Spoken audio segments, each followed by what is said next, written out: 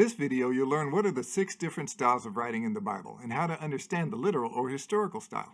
Literal language or historical style is used to communicate clear, objective facts. Here's what happened. That's all. Using the book order in Protestant Bibles, Genesis through Esther are literal and historical.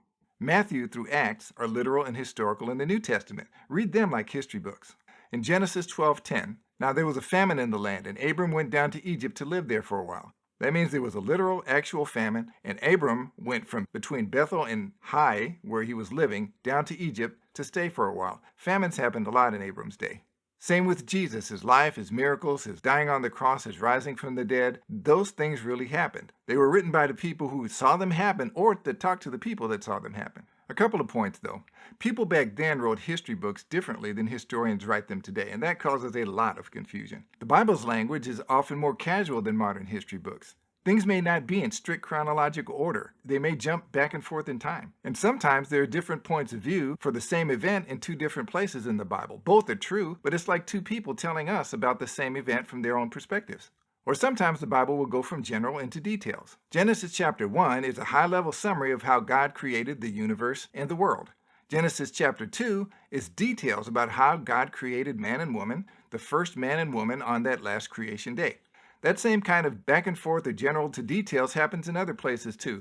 The Bible can be like your parents or grandparents explaining the family history around a dinner table, complete with similes, metaphors, idioms, figures of speech, and contextual and creative use of language. But if you understand that, it's very accurate.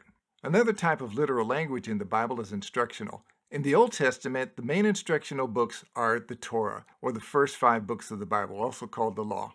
Especially in Leviticus, Numbers, and Deuteronomy, God gives lots of very detailed instructions about how the Israelites are to treat one another, how to treat foreigners and strangers, sins that displease Him, and sacrifices that are to be made for them, and even how to count the Israelite population.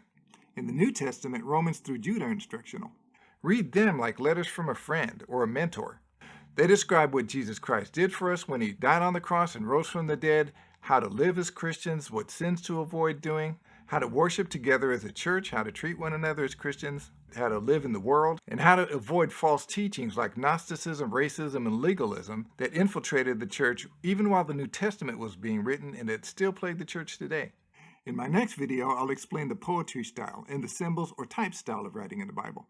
So please subscribe and share this video and watch this other video to help you understand the Bible even better.